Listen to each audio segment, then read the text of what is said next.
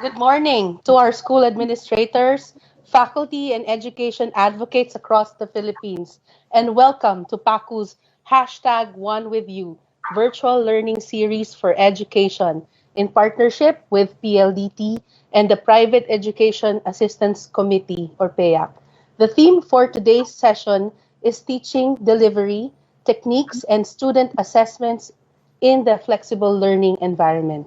This is Joyce Samaniego, Executive Director of the Philippine Association of Colleges and Universities, or PACU, and it is my honor to be your host for this morning's engaging, insightful, and inspiring webinar. To officially open the program, we would like to call on our PACU trustee and second vice president. He is the 10th president of Philippine Women's University, which celebrated its 100th year last year, as well as the PWU JASAMS, or Jose Abad Santos Memorial School, one of the first progressive schools in the country, with their two campuses in Manila and Quezon City. He is a firm believer in the need for a growth mindset and the digitization and optimization of operations in education. And he has spearheaded their institution-wide enterprise resource planning system. Let's all welcome President Marco Benitez. Thank you, Joyce, for the warm introduction. Fellow PACU officers, led by our dear President, Dr. Carol Enriquez, distinguished resource speakers, administrators, and faculty from our member schools, friends, a blessed morning to all of you. I'm honored to welcome you to the third edition of the PACU Virtual Learning Series with the theme, Teaching Delivery Techniques and Student Assessment in the Flexible Learning Environment. This webinar intends to give practical and insightful pointers on best practices in the area of flexible learning as we abruptly face the shift to distance learning or e-learning, where the teaching pedagogy and delivery is being adjusted in the teaching learning framework. True to our mandate of training our fellow educators, we're very fortunate to have with us today our esteemed speakers. Our first speaker will give us a practical application of streamlining content in flexible learning to enhance curriculum delivery. What is essential content and authentic assessments in the flexible learning environment? The second speaker, meanwhile, will tackle tips and tricks to keep learners engaged in an online or flexible learning environment. Before we begin, we would like to acknowledge the people behind this webinar series. Thank you to the PACU Programs Committee led by Loris Suarez and the PACU Secretariat led by Executive Director Joyce Samaniego. And of course, thank you to our partners, PLDT and the Private Education Assistance Committee for making this event possible. May this webinar serve as our regular platform for discussion to identify solutions to the challenges of distance education while we optimistically await and prepare for the day when our schools once again open for face-to-face learning in the new normal. Let us continue to help each other cope with the difficulties brought about by the pandemic. Thank you very much, and I wish everyone a wonderful, safe, and insightful morning. Thank you, Sir Marco, for your inspiring message and for welcoming everyone. To all those who are tuned in, we truly appreciate you taking time to be with us to learn from our panel of experts. We are live through our Facebook page. Please like PACU, Philippine Association of Colleges and Universities. We have a very power-packed morning as we get to interact with early adapters in the area of flexible and distance learning. We need not mention that they are trailblazers in their respective fields and circles of influence. As we tackle the abrupt shift or transformation to the digital platform and alternative delivery modalities, they have prepared for us practical or useful ways to adjust, adapt, and become more agile to respond to learning and delivery challenges. In fact, this crisis breeds opportunity for most of us to look internally and hashtag redesign our life, hashtag career alignment, hashtag professional growth, and hashtag reskill and upskill. To make our webinar more interactive, feel free to ask your questions to our speakers by keying it in the chat box feature. Our speakers will reply with you through the chat and later on in our Q&A. We are very much grateful to have with us two brilliant and handsome speakers. First, we have Dr. Edison Angeles Fermin, Vice President for Academics, National Teachers College, and Dr. Michael Joseph S. Dino, Director, Research Development and Innovation Center, Our Lady of Fatima University. Good morning, sirs, and welcome to this webinar. We go on to our next speaker. Our second speaker is Dr. Michael Joseph Dino. He is the most techy and brilliant emerging nurse leader I know. Dr. MJ, Michael Jordan, like Michael Jordan, is an epitome of greatness in his field. He is the director of the Research, Development, and Innovation Center of Our Lady of Fatima University.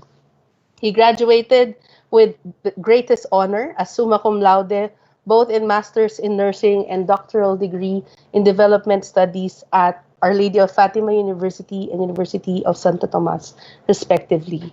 With many academic accolades under his title, he is also recognized by industry as an Apple Distinguished Educator and a member of its Global Advisory Board for 2 terms. He is the first Asian to win the Nurse in the Limelight Innovator Award given by Connecting Nurses in partnership with the International Council of Nurses, the Nurse Practitioner Healthcare Foundation, because of his telehealth in the community project for seniors. At present, he teaches various research courses in his affiliation and function as an academic consultant for informatics, outcome-based education, simulation, and research in various disciplines. He was invited to speak both locally and in international events of different organizations and has constantly been helping PACU in our education policy advocacies and trainings. He has published numerous research papers in high-impact international journals on education, nursing, and constructive integration of technology in teaching and learning. He is one of the few authors who has initially published papers on the interesting area of Fourth Industrial Revolution and how it will impact the healthcare science and education in the near future. At present, he is the president-elect of the Phi Gamma chapter of the Sigma Theta Tau International Honor Society in Nursing. His notable contribution in nursing has gained him numerous awards and recognition here and abroad, such as being the first non-American scholar of the highly competitive Global Emerging Nurse Faculty Leadership Academy of Sigma and Chamberlain University in Indianapolis, Indiana.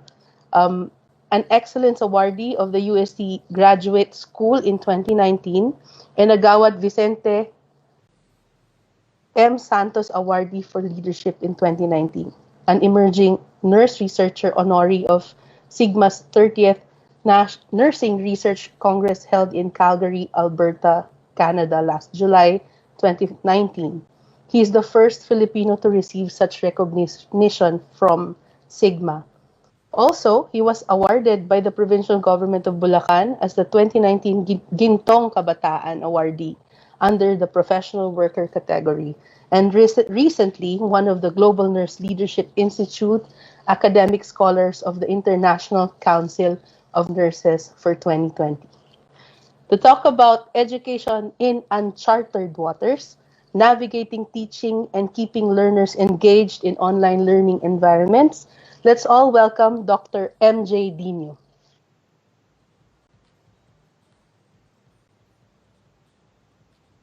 Thank you very much, Joyce, for that very warm introduction. I love Michael Jordan, by the way. And a pleasant day to everyone. And I hope that everybody's safe and healthy wherever you are. So a shout out to our co-faculty members and my former students who are now educators. So my appreciation to the organizers of this event, PLDT, PEAC, and most especially to the Philippine Association of Colleges and Universities, or PACU, headed by President Caroline Marian Santos Enriquez. Thank you for the invitation. And you know what? Our journey so far is really incredible. And this pandemic is really challenging us to be more resilient, but of course, innovative. I'm a nurse by profession, but I started my career as an educator at the College of Nursing of the Our Lady of Fatima University in 2005. I remember those times when we were starting to build up our new virtual laboratory, and initiating the use of human patient simulators or HPS, which is during that time one of the first in the Philippines. As academicians, we have noble responsibility of ensuring quality in teaching and learning. So we prepare lessons, assessments, and ensure that our tools are working.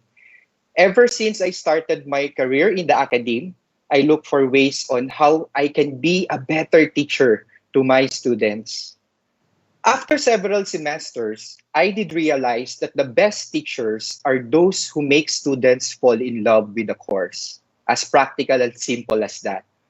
Our ultimate goal is to make them inclined with the subjects that we are teaching.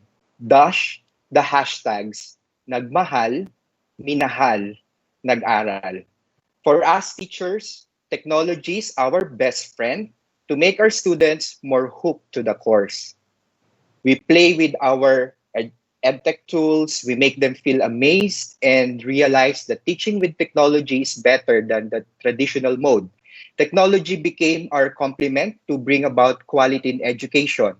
We also believe that there's no technology that can replace a good teacher, but a bad teacher can replace by a good technology.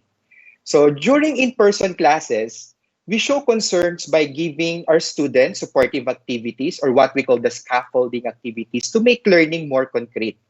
Teachers are social butterflies. We are naturally social butterflies. We are in-person dynamic, we are charismatic, and do have good interpersonal networking skills with our learners. However, because of the COVID-19 pandemic, everything changes. Our usual in-person classes are replaced by, just like on the picture, virtual rooms, networking sites, and learning management systems or LMSs.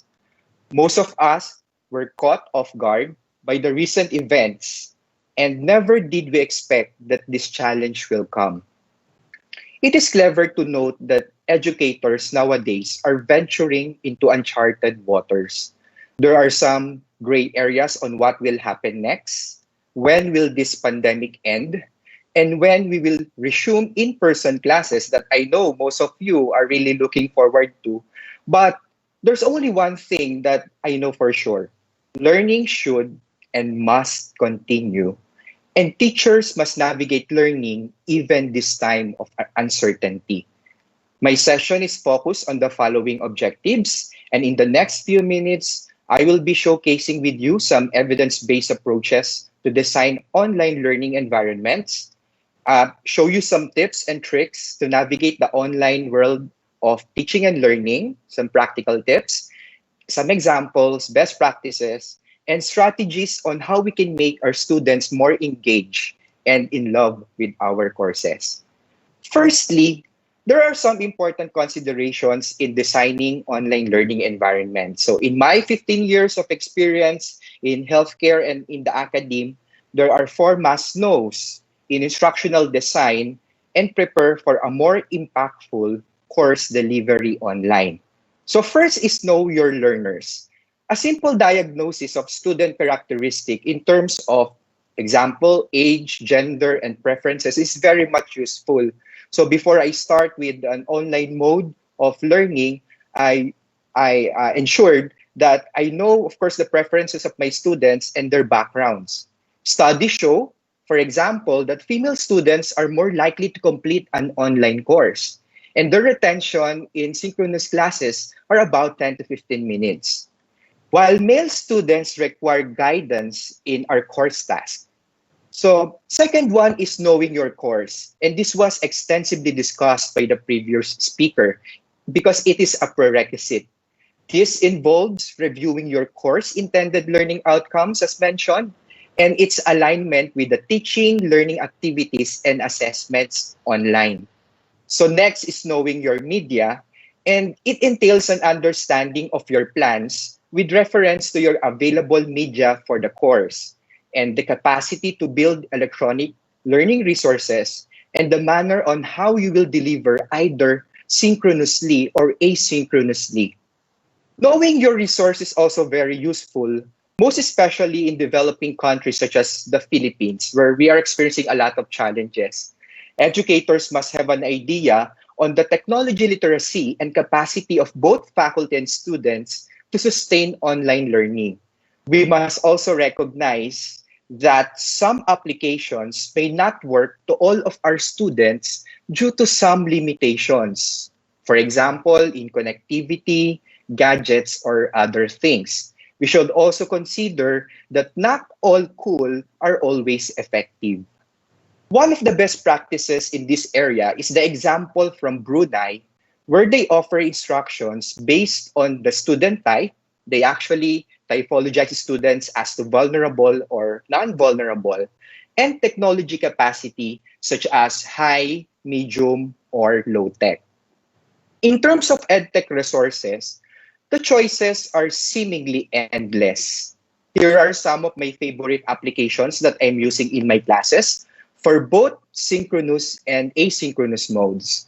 For the higher educator sector, I find it very useful to use the Zoom to develop breakout sessions, discussion boards, Microsoft Teams for focused brainstorming, and Flipgrid for a more intensive presentation of concept needed especially for professional practice, just like for health and medicine. In online learning, one of the biggest challenge is how to make our students more engaged in the learning process. So a lot of studies are telling us that disengagements and dropouts are common to open courses. To heighten student engagement, it is very important for us teachers to know its anatomy. So this is the secret formula, and these are summarized in this slide. Based from a lot of theories, including self-determination theory and theories in teaching and learning, student engagement has several dimensions, and it occurs in three different levels: behavioral, affective, and cognitive. So therefore, if we want our students to be more hooked to online learning, we must master the arts and science of teaching in these three areas. Again, behavioral, affective, and cognitive, and I call it the heart, the mind, and the hand. Or from the usual philosophy, the caput, the core, or the manus. First dimension is cognitive. We need to understand that the ultimate goal of instruction is student learning. Students are more engaged in the course if they are actually learning from us. Therefore, it is important to provide maximum learning by stimulating their senses and doing constructive repetition. As the Chinese proverb would say, tell me, I might forget. Show me, I might remember. Involve me, and I understand. In whatever platforms that we are using, we need to have something that the student should read, should see, view, hear, or experience. Knowledge is more concrete if two or more senses are stimulated, and we call this the principle of picture superiority effect. Teachers should also do constructive repetition by means of, at the beginning, you're setting your objectives, you are asking the students open-ended questions, recall, synthesis, and summary. Because repetition equals retention. And my mom called it the Sharon Coneta effect. Our teachers must do repetitions hanggang ang himig nating teachers ay maging himig na din ng ating mga students. In our university, for example, we use a variety of tools to make our students read, see, hear, and experience learning. We develop videos, especially for those students who have very good internet and data connectivity. We also develop podcasts, especially for those students with limited connectivity, and modules that are aligned with the learning principles, for example, for outcomes-based education. However, we must ensure that we are introducing the right amount of information to our students because we don't want our students to be overwhelmed. There is a right media for every intended learning outcome, and again, not all cool are effective. Learning is not effective if we will just provide students with voluminous resources. Okay, so we need something that are in the right amount but maximum quality, and advancing the concept of non multa sed multum, not many but much, and quality over quantity. Another formula is engagement in behavior. In the terms of the behavioral aspects, teachers should ensure that students are involved and active in the learning process. We should develop online learning activities that will make them participate, not just listen to what we are saying. Remember, quality instruction places the students at the core and center stage. I call this concept front learners, or placing the learners at the forefront of our teaching and learning activities. There are a variety of applications online that we can use for our students to be active and not merely listening to us during synchronous sessions. And I will share to you some of my favorites. So due to some of the limitations of time, I will be sharing to you one of my favorites, and this is the Mentimeter online application. The next video will showcase us how we can, of course, navigate this particular application, the Mentimeter. Okay, so you can create a free account for Mentimeter. Okay, then after that, you can select which of the following tools at Mentimeter that you would like to be using. For example, Mentimeter can be used to have an interactive discussion with your students. So before you start introducing a new concept, okay, so you can get the pulse from your students by asking questions and make it more interactive. So for example, for this one, I use the word cloud feature. So you can type in your questions. So for example, how will the students describe nurses in the time of the pandemic? So during synchronous modes, I will be sharing that to my students, the barcode and the code that they can visit so that they can answer online. And I will be showing my screen in terms of their responses. And as we go along with the discussion, so the responses are actually appearing at the screen. So the bigger the number, so or the bigger the letters, so it means a lot of students are having the same responses. So this is quite really exciting and interesting. Another is the Perusal application. So for collaborative article reviews in research studies, so I use this Perusal online application, especially for my research methodology class for both the undergrad and the graduate school, because we know that collaborative article reviews are very much important in research courses, especially that they need to come up with a very sound research objective. So I will not do a walkthrough due to time constraints, but I hope you will explore that in the near future. So last one is affective dimension of engagement. So teachers must always ensure that students have high interest in the course. So we always need to infuse joy and excitement in our online activities. Teachers must not be flat and monotonous. We must be unpredictable in terms of what our students will expect from our teaching methodology. So we should always surprise our students in a positive way.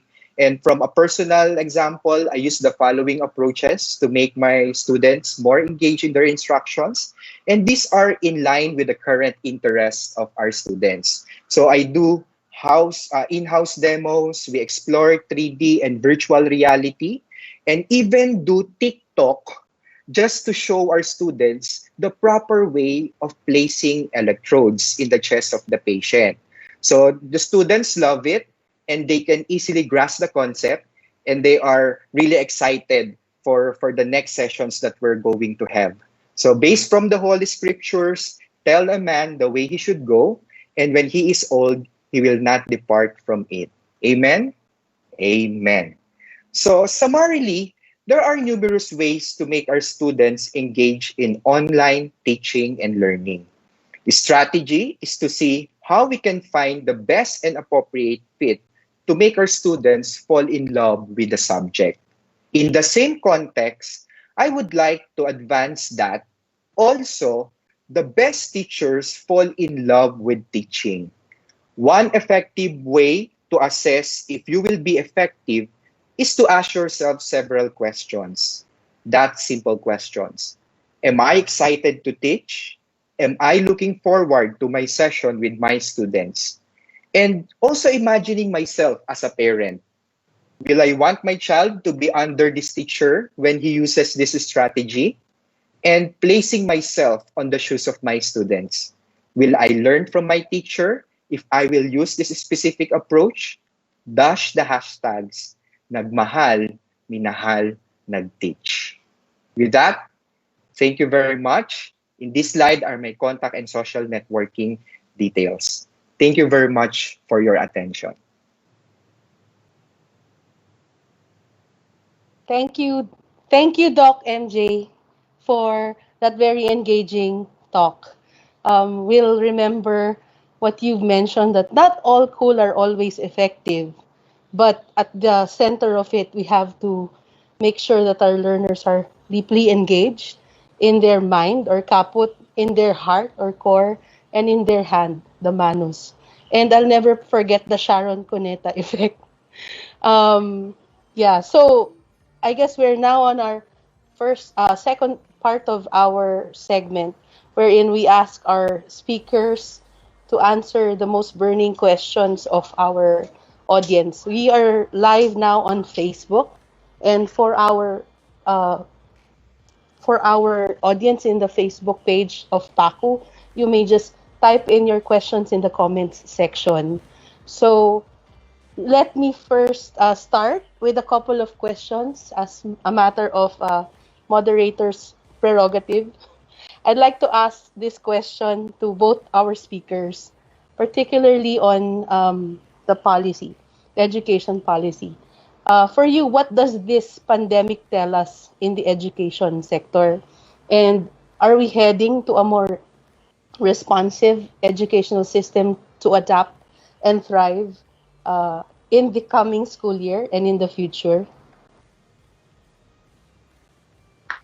If I may go first, Joy. Yes, Doc Ed. Thank you for the Miss Universe question. Whoever asks that is very mindful of the fact that this is the perfect storm for reform. So, in the current context of policy formulation, review, and implementation, we are seeing that there's no sense articulating sana bumalik na tayo sa normal, because that's not going to happen. In fact, we need to anticipate what kind of policies will actually rewire what we have gotten used to as the normal. I think this perfect storm for reform affords us the opportunity to look at the intricate changes in teaching, learning, and even in school leadership that will actually create a more adaptive, innovative, and resilient system for everyone. So is this a good opportunity? It is very much a golden opportunity for us to see how agile and nimble every teacher, every school leader can become. What we in fact wanted to have in pre-COVID-19, we are actually seeing how fast we are adapting to this within 3 months. And I think the next few months will be additionally very exciting as we see both teacher and learners developing a newfound love for flexible learning, for remote relationships to flourish, and so on and so forth. Thank you. Thank you, Doc Ed.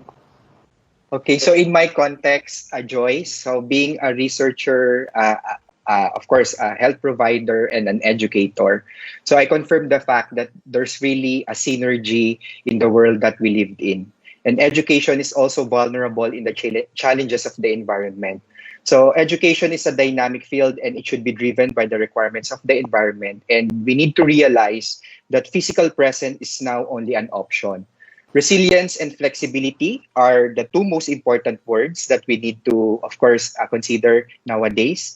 Because if we cannot change the direction of the wind, we can adjust our sail. I always hear from our, of course, our thought leaders and including our university administration. It's like that we are flying a plane as we build it. And I think teachers and the world of teaching should also embrace change and innovation. Thank you for that, Mr. Universe answer.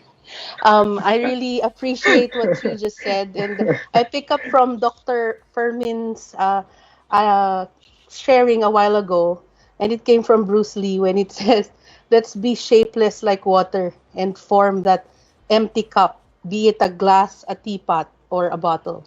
And my question, next question is for Dr. Fermin. How do we create a maker-centered learning environment in a flexible learning or online learning environment? Okay. So I think the two speakers at today's webinar, we both agree that we need to be mindful of the real conditions of learners, not only in terms of connectivity or readiness, but more importantly, the disposition to continue learning. Because some people are now on vacation mode, that they'd rather look at this as an opportunity for an extended vacay. But I think that's one thing that we need to communicate to learners, that this is actually about you more than us, because for every year that you stop education, you actually diminish your capability to access employment opportunities by 10%. So I think they need to understand that you are at the center of all our considerations at this time. And probably the best thing that we can do is to hear from you what will keep you engaged, what will make you remain appreciative of any amount of content, of experience that will be woven in the process of designing learning for you.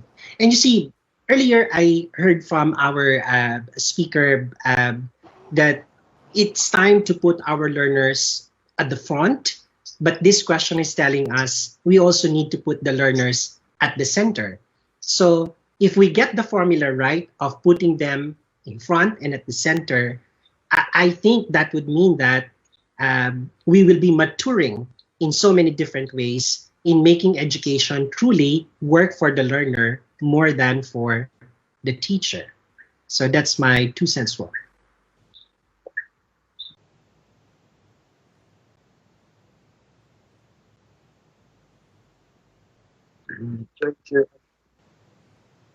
Thank you, Dr. Ed. My next question is for Doc MJ. As a nurse educator, how does physical and mental health affect student learning, and how do we ensure that this current flexible learning will be adopted by the students? Okay, so thank you, Joyce, for the question. So I think everybody should understand that education is holistic. So physical and mental challenges for our students will deviate their attention, and it will, of course, bring about negative impact to the learning process. I have a student, for example, whose parents got COVID and her attention to her studies was shattered, and requesting me, for example, if they can skip some of the activities of the class. So as for academic institutions, we must recognize that the goals of universities during this time is not only to deliver quality instructions, but to provide quality student support. So taking example from my university, we are making sure that our Center for Guidance Services are available for psych support as much as we are preparing for our course content. So we do virtual sessions with the students. They are providing what we call, we have a presence of the advisors from the Center for Guidance Services. So we offer this along with the delivery of online synchronous and synchronous classes. Thank you, Doc MJ. It's really important to make sure that our students are mentally prepared as they face this new mode of learning. And Dr. Dr. Ed said nga na we are really challenged as teachers because of this new way of teaching as well. So my question to Doc Ed, how important is professional development at this time? And will schools be able to prepare their faculty in time for August opening? Are our professional teachers ready for professional or for flexible learning delivery? And what are the most effective types of professional learning? I think that question is a very good question for a doctoral comprehensive exams, which I'm trying to design for the term. But kidding aside, I think the question is an expression of our deep desire to remain relevant at this time. And I would like to connect my answer to that question or set of questions, Joyce, to someone who also asked on the chat panel, how do you force the issue with people that they need to constantly develop themselves? You know, prior to COVID-19, it has always been an important pillar of our character as teachers, an important dimension of our character as teachers to continuously learn, because stasis is not an option for anyone engaged in education. In fact, that's the reason why Dr. Dina and myself keep ourselves very young, Max, because we continue to learn new things. That's how we keep ourselves agile and adaptive. So the question on, are we really ready? No one can tell. My fair assessment of this is not even the schools as big as OLFU or NTC or UP, not all of us can safely say we are 100% prepared. One dimension and technically crippled in another dimension. Virtually all of us are on the same plane. It's just that the institutions will be agile in training their faculty very quickly, will be the ones who are likely to survive meaningfully the storm. You know, this is the reason in those 10 courses that I've shown you, I appreciate so much the leaders, even presidents of universities, who really made it a point, you know, take those courses. While webinars like this are good, I'd like you to take sustained engagement, because I want you to master those competencies over time. So I think they're very good opportunities for us to either vicariously or really engage in the situation of acquiring new competencies. It's going to be tough because we are unlearning and learning at the same time, but I guess that's what makes the education field very, very rich in terms of keeping its people enamored, passionate, and very much focused on seeing how changes will happen. So kapit lang, train lang. I think there's no other way to go but up, you know? We need to upskill ourselves in so many ways. Thank you, Dr. Ed, for that inspiring message for our teachers. Doc MJ, I have a question for you from our comment section in our FB page. Can you please share more strategies for low-tech or no-tech students, if any? We have a lot of students who have no device or no access to the internet. Thank you. Okay. So I think, Joyce, the only solution for that would be the learning packets that we are planning to give our students if they have no technology. Okay, so in terms of the development of learning packets, so we can make our students more engaged by providing them adequate instructions in each of the step of the way.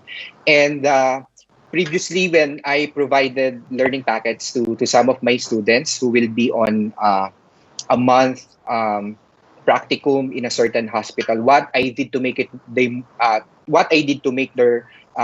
more engaged in the learning process would be to develop digital badges or the actual badges. Because, for example, if we elicit some sort of reward system for our students for everything that they are accomplishing by giving them simple rewards or simple recognition, so I think that's an effective way on how we can elicit participation, and of course, engagement for our students with no technology. Thanks, Doc MJ, for that tips for our teachers. Doc Ed, I have a question also about the DepEd list of competencies for senior high school. And most of these competencies are still luxurious, especially we are struggling to meet them. What are the salient points that we need to remember to address this? And similar to that question, how do we reconcile accomplishing all the content standards prescribed by DepEd while we carefully nitpick content standards to include in ensuring that the learning outcomes and experiences are effectively scaffolded? Okay, first, the milks we call as the most essential learning competencies is also the most elusive learning competencies. The reason being, take note that those competencies were designed prior to COVID-19, and now we're operating on making them meaningful in COVID-19 scenarios. So it's elusive because it's already a milestone that we have cut down from about 14,500 outcomes to about 4,500. That's already a good step, you know. We're now focusing on what will really drive more meaningful learning. But I think, Joyce, the reason people are still seeing this is still too much is because they are operating on the idea that I'm going to teach these learning outcomes via the same rigor of the old normal. You know, when you still have these activities that motivate, that present, that process, that summarize, that synthesize, and that evaluate. And largely because of that, the institutions are working towards the assumption that the better way to do this is to create a schedule of the learning process for Monday, Tuesday, Wednesday, Thursday, Friday, where you're still looking at discrete subjects. But if you can actually map out those competencies, which I have tried and it worked, you can actually collapse the learning subjects in just 5. Instead of 8 or 9, they're technically about 4 or 5 only. And from the clustering of those learning areas with mapped out milks, you can safely say that you will create more integrated learning experiences than discrete subject-specific experiences. The Sausawan experience is actually a product of 8 learning areas, just to let you know. So there will be days or weeks rather, when the student will just have to concentrate on that entire module of the Sausawan and all the subject areas are already covered. But again, that would mean that you need to prepare faculty to sense the cohesion among the learning competencies. So you mean, Doc Ed, we're actually shifting to the nonlinear type of assessments, authentic assessments.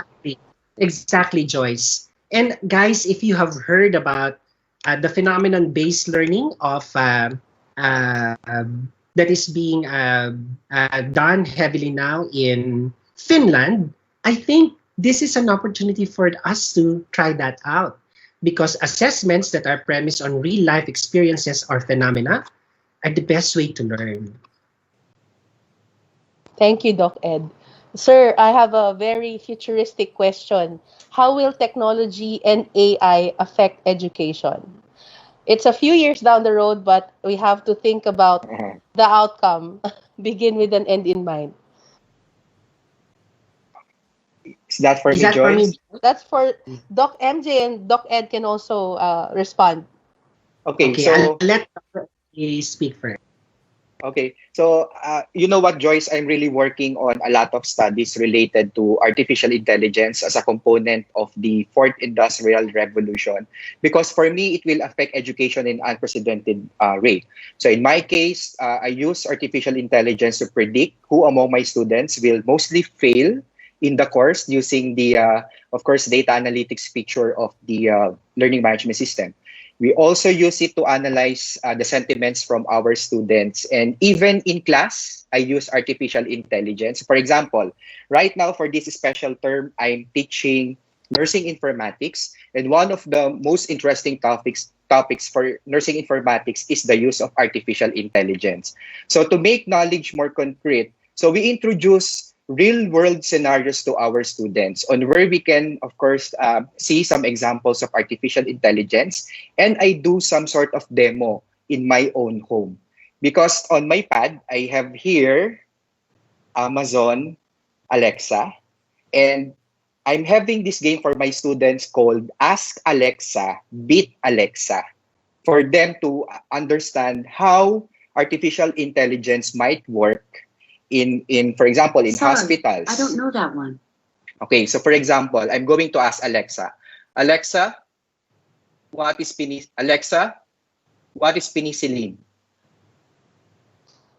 According to Wikipedia, penicillin is a group of antibiotics derived originally from common molds known as Penicillium molds, Alexa, which is stop. Alexa, what's the treatment for COVID-19? while there is no known cure, typical treatments to manage the symptoms of COVID-19 include supportive care. Okay, so this is really amazing. And for that particular activity, we gamify our synchronous session. So we ask questions to our students. Then after that, they respond to the question, and we will see how artificial intelligence might work for that matter. So we correct or provide supplement information about a certain topic. So that's how I view the use of AI in education now and in the near future. Thanks for that impromptu demo. Doc Ed, yes. To me, I'll speak about this from the vantage point of a classroom teacher, as a researcher, and as an educational administrator. AI is going to reshape the way we look at every type of learner, because artificial intelligence can help us a lot in terms of developing adaptations that will be necessary for enhancing the way every type of learner or every learner engages in the learning scenario. We have so gotten used to the discourse of multiple intelligences in the past, but this has not yet been maximized because we have not seen exactly how this can be understood within the context of a very connected and technology-enabled situation. So I think that's how it's going to evolve. And speaking about the philosophy of learner-centeredness, if we're able to actually use the advancements in AI, we can also predict patterns of cognitive behavior that will lead not to failing a test, but to succeeding a test or any form of assessment. And largely because of this, we can see also that if we shift our attention towards cognitive behaviors being reshaped by AI affordances, then that would also mean that we are going to reshape teaching practices. And more importantly, AI can be seen as a way of enhancing how teachers become responsive to specific needs that are heavily predictable, or behaviors of learners that can become source of conclusive evidence of what will become the route towards learning, and so on and so forth. As a researcher, as I have just explained, if we're able to maximize, and this is also a response to two recurring questions in the chat panel, you can actually make use of the current scenario right now on mapping out what are the exact cognitive ramifications of teaching and learning in flexible situations, because there are several permutations and combinations of the modalities. But if you use a lot of these data analytic tools, AI strategies, AI-based strategies, you can create algorithms that tell us that the way to succeed in modular remote learning is like this, as evidenced by the experience that you have gathered robustly from the field. And last but not the least, it's time for educational administrators to make the decisions on how to address issues of access, quality, and sustainability based on hardcore data. It's enough that we live the 20th century, making decisions based on gossip, making decisions on who to promote, how to promote students based on simple narratives. Data cannot lie unless you tamper with it. So I think the data consciousness of educational leaders will really come to the fore as an outcome of this AI revolution. Very well said, Doc MJ and Doc Ed. I think I'm in a master class graduate school program right now. I'm sure our participants are really engaged with our Q&A. Maybe a last question for both of you, or finally, let me ask you, how do we build student agency, especially at this point in time? How can we cognitively activate our students to think from themselves and act upon the scenarios that they face, especially now that there's so much noise in social media, and at the same time, they're also trying to cope with the online or flexible learning? Doc MJ. Okay, so in terms of that, I think we need to inculcate to our students the value of lifelong learning, right? So that learning will not only occur inside the 4 years of the classroom, that learning will not only occur online, but of course at every means possible. So for me, I would like to consider some theories that might be relevant to this. So first one is, of course, the theory of the universal theory of acceptance and use and technology. So in the context of my presentation, so we need our students to be trained in terms of how to use these technologies for the better, because that will be their key for them to unlock a lot of possibility. The second one is the principle of sustainability, that we need to consider a lot of structures in terms of the people who are the actors, the key players, in terms of the process, the policies that are embedded into what we are doing right now. And of course, most especially in terms of physical resources. We might be planning something, but if we're going to take a look forward, so these are not feasible because of the lack of resources for of course, in the Philippines. And I think we really need to highly innovative think tanks, leaders, and we need leadership now that we are experiencing this kind of the pandemic. So I'm very fortunate because I'm under the leadership of very dynamic and innovative leaders in our university. So I think sustainability and the theory on behavioral intent in terms of technology and learning are very much important. Doc Ed? I'd like to respond to that by sharing with you how much I enjoyed my childhood, because I read a lot. The material that I love reading the most would be materials that let me choose my ending. If you choose this, go to page 5. If you choose this ending, this is what's going to happen, and so on and so forth. I recall that because student agency begins with impressing upon learners you have choices to begin with. So to all the educators on this call, you can only make student agency happen if the provisions for transition learning flexibility modalities are premised on students exercising the power of choice.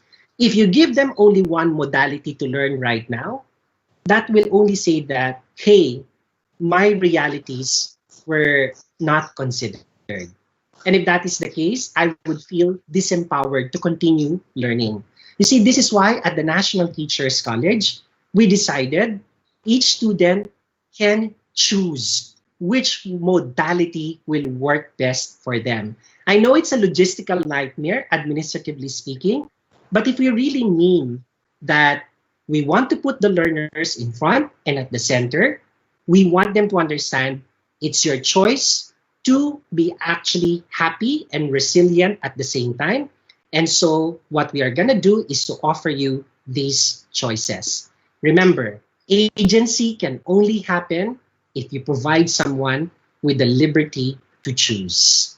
Because when you're free to choose, you are free to determine your happy and fulfill happiness and fulfillment in the process. Thank you, Doc. I really am inspired and moved by your answers, your Mr. Universe answers. And yeah, you're right, sir. We have to let the power of education be brought back to the students. Choose their own adventure, and of course, at the end of the day, we have to motivate our students in this complex environment that we are shifting towards, and we have to ensure that our schools, our leaders, are also thinking about ways using data to to know the customer experience and to adapt or thrive and be more agile in how to respond to their clients or their students. So before we end, I think someone from PLDT has something to share. They have something to share with us. He is the head of corporate sales team in Smart Communication from 2000 to 2009. He has led the regional enterprise team of Luzon, Visayas, and Mindanao, managing more than 7,000 customers. Currently, he heads the FMCG, Pharma, Transportation, and Logistics team with 6,000 plus customers of PLDT Enterprise. Let us all welcome the Corporate Relationship Management Head of PLDT Enterprise, Mr. Dick Perez. Thank you, Joyce, for the wonderful introduction, and a huge congratulations to all the speakers for delivering a very informative content. This pandemic took everyone by surprise, forcing everyone to change the way things are being done. We all know and have said before that the academic industry is the one that was heavily affected or impacted. Online learning became a buzzword and definitely a critical factor in ensuring continued education for our students. We hope that the series of events, the hashtag #OneWithYou virtual learning series for the academic industry, have provided valuable insights on how we can forward with online learning. We hope that we have helped, in a way, put a structure in how we will approach the new norm. This is just the start, and we have a lot of work to do to improve our initiatives to face these challenges, which in the end will benefit our future leaders, our students. On behalf of our chairman, Manuel V. Pangilinan, our Chief Revenue Officer and President of Smart Communications, Ales Panlilio, our Senior Vice President of PLDT and Smart Enterprise and President of EPLDT, Jovi H. Hernandez, we would like to thank the Philippine Association of Colleges and Universities, headed by President Dr. Carol Enriquez, the officers and the Board of Trustees, PLDT Enterprise Brand Equity Management Team who helped put this together, of course with the energetic Joy Samaniego, the Executive Director of PACU. Thank you very much for the partnership. I would say that this is just a start, and we hope that we can continue to work together to further propel the academic industry. Ladies and gentlemen, many thanks to all the participants and attendees of this virtual series. And we hope to see you in the succeeding events. This is Dick Perez from PLDT Enterprise, wishing everyone a safe learning journey. Thank you, and please stay safe. Thank you, Sir Dick, and to your team at PLDT Relationship Management, as well as the Brand Equity Management. We really appreciate you partnering with us in this webinar series. We also thank PEAC, Aspire, for making this webinar happen. Sir Dick, PLDT and is a partner, and we hope to continue partnering with PLDT in delivering reliable connectivity solutions for our schools. As we end this program, I'd like to leave you with some notes from our speakers, and to wrap it up, the essayist Joseph Joubert said, "To teach is to learn twice over." We cannot emphasize it enough now, as our teachers really will make a difference through their own vocation. It is important that professional learning must be of high quality, both for the novice and even to the more experienced teachers. Our former speaker, last webinar, Dr. Vincent Fabella, has said that we are building a plane and at the same time we are flying it. This connotes to the way we prepare our school opening and beyond. And definitely we cannot fly blind, but we can, through innovation and adaptability, build and fly a smooth sailing plane in the future. Our professional development training is an integral part of our preparation. We have to build a learner-centered framework and focus on the knowledge, skills, and attitude that will enable our students to fulfill their potential and contribute to the future communities they live on. We need to build in them student agency and the capacity to set a goal, reflect, and act responsibly, and to be the master of the world that they face. We have to leverage innovation and technology as it can immensely pave the way to more transformative way of facilitating and student-centered learning. We have learned so much from our distinguished education speakers. To our esteemed roster of presenters, we thank you for your time and your expertise, and we value what you have shared with us today. To our viewers who have tuned in this morning, on behalf of PACU PLDT team, led by Sir Dick Perez, thank you for spending your memorable morning with us. This is #OneWithYou, the PLDT and PACU virtual forum for the academe industry. This has been your host, Joyce Samaniego. Good afternoon and stay safe and healthy, everybody.